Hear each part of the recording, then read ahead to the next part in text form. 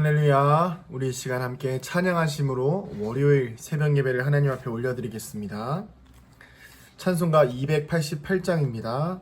찬송가 288장 1절만 찬양하시겠습니다. 예수를 나의 구주 삼고 성령과 피로써 거듭나니 이 세상에서 내 영혼이 하늘의 영광 누리도다. 이것이 나의 간증이요 이것이 나의 찬송일세.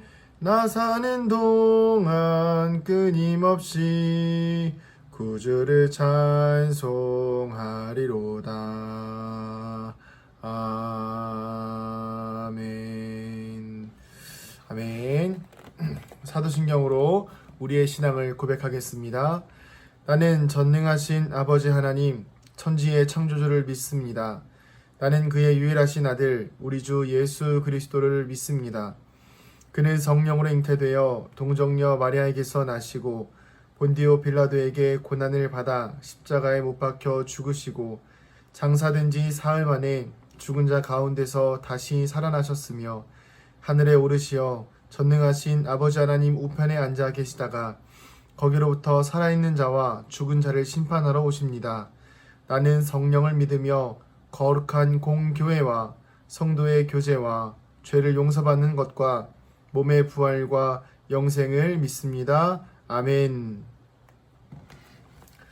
네, 말씀 보도록 하겠습니다. 말씀 창세기 44장입니다. 말씀 창세기 44장 18절부터 34절 말씀인데요. 제가 30절부터 34절까지 읽어보도록 하겠습니다. 창세기 44장 18절부터 34절 중에 30절과 34절까지 제가 읽도록 하겠습니다. 아버지의 생명과 아이의 생명이 서로 하나로 묶여 있거늘 이제 내가 주의 종 우리 아버지에게 돌아갈 때에 아이가 우리와 함께 가지 아니하면 아버지가 아이의 없음을 보고 죽으리니 이같이 되면 종들이 주의 종 우리 아버지가 흰 머리로 슬퍼하며 스올로 내려가게 함이니이다. 주의 종이 내 아버지에게 이 아이를 담보하기를 내가 이를 아버지께로 데리고 돌아오지 아니하면 영영이 아버지께 죄짐을 지리이다 하였사오니 이제 주의 종으로 그 아이를 대신하여 머물러 있어 내 주의 종이 되게 하시고 그 아이는 그의 형제들과 함께 올려 보내소서. 그 아이가 나와 함께 가지 아니하면 내가 어찌 내 아버지에게로 올라갈 수 있으리이까. 두렵건대 재해가 내 아버지에게 미침을 보리이다. 아멘. 할렐루야. 우리 월요일 새벽 예배를 드리시는 성도님들 환영하고 축복합니다. 미리 말씀드리지만 오늘부터 이제 2단계로 사회적 거리두기가 2.5단계에서 2단계로 내려오게 되었는데 교회는 여전히 27일까지는 이 대면 예배, 비대면 예배를 추진한다고 합니다. 그러나 저희는 이제 이번 주부터는 정상적으로 예배를 드리려고 하고요. 인원이 20명이 되지 않기 때문에 다들 예배를 준비하시는 예배 준비 위원으로서 교회 예배에 참석해 주시기를 바라겠습니다. 오늘 말씀은 이제 창세기의 이제 거의 막바지, 요셉 이야기의 막바지인데요. 앞에 줄거리는 그렇습니다. 동생 베냐민 있잖아요. 베냐민이 왔다가 이제 돌아가는 길에 베냐민의 가방에 요셉이 의도적으로 은잔을 숨겨놓습니다. 그래서 그 숨겨놓은 은잔이 베냐민에게서 발견되므로 그로 인해서 요셉의 형제들이 가는 길에 다시 애굽으로 돌아오게 되고 굉장히 곤란한 상황에 처하게 됩니다. 그때 이제 요셉이 내린 처방이 무엇이었냐면 베냐민을 제외하고, 그러니까 은잔을 훔쳐간 베냐민을 제외하고 모두 돌려보내고 베냐민은 종으로 삼겠다는 것입니다. 물론 요셉의 입장에서는 베냐민을 따로 부르고 싶었던 마음도 있었을 것이고 이렇게 의도가 있었겠죠. 그러나 요셉이 총리가 요셉인 것을 전혀 몰랐던 형제들에게는 야곱과 했던 이야기들 중에 가장 최악의 상황이 벌어진 것과 마찬가지였던 것입니다. 그래서 그때 이제 베냐민을 데려오기 위해서 유다가 야곱과 굉장히 큰 씨름을 하죠. 그래서 꼭 내가 반드시 데리고 오겠습니다 이야기하지만 결국에는 이제 요셉이 베냐민을 자신의 종으로 삼으려고 하자 야곱과의 약속을 했던 유다는 필사적으로 베냐민이 종이 되는 것을 막으려 하고 있는 장면이 바로 오늘 제가 읽었던 말씀의 내용입니다. 그 내용 중에 하나가 제가 그 내용을 30절부터 31절까지 한번 읽어보겠습니다.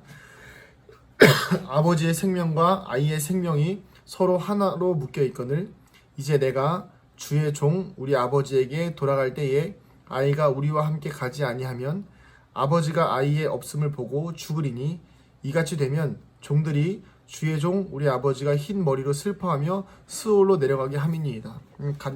쉽게 이야기하면 베냐민하고 야곱 아버지는 하나로 묶여 있는 것이니까 만약에 베냐민이 못 가게 되면 저희 아버지는 죽는 거나 마찬가지입니다. 이렇게 이야기를 하면서 또 그 다음에 어떤 이야기를 하냐면 32절입니다. 33절입니다. 이제 주의 종으로 그 아이를 대신하여 머물러 있어 내 주의 종이 되게 하시고 그 아이는 그의 형제들과 함께 올려보내소서. 이게 무슨 말이냐면 유다가 이야기하는 거예요. 총리시여 요셉이 총리니까 총리시여 이제 그걸 종으로 주인으로 표현합니다. 주인이시여 제가 이제 제가 당신의 종이 되겠으니 그 아이는 돌려보내 주시길 바랍니다. 대신해서 죽겠다는 이야기예요. 대신해서 종으로 살아가겠다는 이야기입니다. 우리가 이 내용을 그냥 보고 있으면 뭐 그냥 유다가 자신이 책임을 지는구나 이렇게 볼 수 있지만 조금만 더 보면 유다의 앞선 행적들을 보면 유다가 정말 이런 사람이 될 수 있는지에 대한 의문이 좀 생깁니다. 유다는 과거에 형제들이 동생을 죽이려고 했을 때에 지나가던 상인들에게 이 요셉을 팔아넘기자고 이야기했던 사람입니다. 그리고 또 자신의 아들들을 다말에게 주기 싫어서 거짓말을 했던 사람이었던 것이죠. 근데 오늘 말씀에서 보면 전혀 그런 모습이 보이지 않고 오히려 자신을 희생하고 자신의 대가를 치름으로써 다른 이들을 살리려 하는 모습들을 유다에게서 볼 수가 있는 것입니다. 확실한 것은 이 유다를 통해서 유다는 창세기 초반 그 30장 그때 후반부터 시간이 지날수록 자신의 삶이 좀 잘못된 방향과 또 자기의 이익과 유익과 좀 속이고 그런 방향들에서 하나님이 원하시는 옳은 방향으로 삶이 이끌어져 가고 있다는 것입니다. 그렇기 때문에 결국 자신이 종이 되고 아버지 야곱에게 베냐민을 돌려보낼 것을 간청하는 것이죠. 이 장면을 보고 있으니까 우리가 아주 잘 알고 있는 장면이 생각이 납니다. 바로 하나님께서 자신의 하나뿐인 아들 예수 그리스도를 우리에게 보내심으로 예수님께서 모든 죄를 대신 짊어지시고 우리를 대신해서 십자가에 못 박혀 죽으신 바로 그 사건과 굉장히 유사한 모습을 볼 수가 있죠. 이 유다는 바로 예수님의 조상 중에 한 사람입니다. 비록 유다는 실수가 많은 사람이었지만 결국 그는 예수님의 모습과 같은 자신을 희생함으로써 다른 일을 살리는 모범을 보이는 사람으로 성장했다는 것입니다. 유다는 자신 앞에 있는 권력의 소유자가 총리가 요셉인지를 전혀 몰랐어요. 그러다 보니까 그의 말에는요, 요셉이 날 살려주겠지, 이렇게 하면 내가 종으로 있다가 좀 풀려나겠지, 이런 생각을 전혀 할 겨를이 없습니다. 절대 권력자 앞에 가서 이야기할 때는 정말 그렇게 사이기로 작정하고 거짓말을 해서는 안 되는 거잖아요. 그러니까 비장한 각오와 아버지와 동생 베냐민을 사랑하는 진심이 담겨 있어서 자신이 사실은 평생 그냥 아버지 야곱의 부유한 아버지의 아들로서 살아갈 수 있지만 평생 종으로 살아갈 것을 각오를 하고 말하는 것이죠. 그리고 유다를 보면요, 그냥 며느리까지 있는 거 보면 나이가 적지 않았을 것입니다. 그럼에도 불구하고 자신이 종으로 살아갈 것을 다짐하는 것을 보면 이 각오와 희생이 얼마나 대단한지를 볼 수가 있습니다. 우리가 오늘 이 유다의 모습을 통해서 바로 예수님의 마음을 알기를 소망합니다. 예수님은 창조자이신 하나님이셨으나 우리를 위하여서 스스로를 포기하셨습니다. 그리고 하나님이시길 포기하시고 인간의 몸으로 이 땅에서 완벽한 삶을 사시면서 고난을 경험하시고 죽으시고 다시 부활하셨던 것이죠. 오늘 우리에게 주어진 이 예수님의 십자가의 사랑은 지금 이 어려운 시기에 교회가 해야 할 일을 아주 명확하게 보여주고 있습니다. 바로 우리가 죽는 것입니다. 교회가 죽는 것입니다. 이것은 제가 예배를 드리지 말라는 것이 아닙니다. 예배는 분명히 드려야 하고 우리의 생명과 같은 것입니다. 그러나 우리가 정말 죽어야 될 것은 그동안 우리가 가지고 있었던 교회의 껍데기들, 이 보이진 않지만 우리의 몸에 때가 존재하는 것처럼 교회가 겉으로 보기에는 괜찮지만 보다 보면 그리고 우리 안에 우리도 모르게 스며들었던 보이진 않지만 닦아내다 보면 보이는 그런 문제들, 그런 것들이 바로 허물들이 우리가 오늘 죽어져야 될 모습이라는 것입니다. 왜냐하면 교회가 아무리 욕을 먹고 사람들이 교회를 떠난다고 해도요, 그거는 교회의 잘못이에요. 그러나 교회가 잘못한 것이지 예수님이 잘못하신 것은 절대 아니라는 것입니다. 예수님은 빛이 나셔야 되는 분입니다. 우리를 위해서 자신의 생명을 바치신 그 예수님, 이제는 그 예수님이 생명의 빛으로 우리를 살리고 계시지 않습니까? 우리가 유다처럼 실수하고 잘못하지만 그러나 결국 이 땅에서 가장 선한 모습을 보여줄 수 있는 것은 바로 예수님의 사랑으로 우리가 이 땅을 위로하는 것입니다. 그리고 우리가 그 예수님의 사랑으로 이 땅의 아픈 자들을 덮고 가는 것입니다. 그러기 위해서 우리는 먼저 우리 안에 다시 한번 그 예수님의 사랑을 경험해야 합니다. 코로나19로 인하여서 예배가 많이 축소되었죠. 그러면서 대면 예배가 사라지고 비대면 예배로 예배를 드리면서 각자의 삶에서 예배를 드리실 텐데, 그 예배를 통해서 정말 예수님을 사랑하고 계십니까? 정말 그 예배를 통해서 예수님을 향한 갈망과 예수님의 십자가의 사랑이 내 안에서 흘러져 나오고 있습니까? 교회를 핍박하는 이 땅에 있는 수많은 사람들, 그들을 오히려 우리가 역으로 비난하고 있지는 않습니까? 예수님은 그런 분들을 위해서도, 그런 사람들을 위해서도 이 땅에 오신 것입니다. 지금 우리가 보여야 될 모습은 같이 싸우고 같이 핑계대고 서로에 대한 지적질을 하는 것이 아니라 교회는 죽어야 합니다. 예수님의 사랑만이 빛나실 수 있도록 우리가 죽어야 하는 것입니다.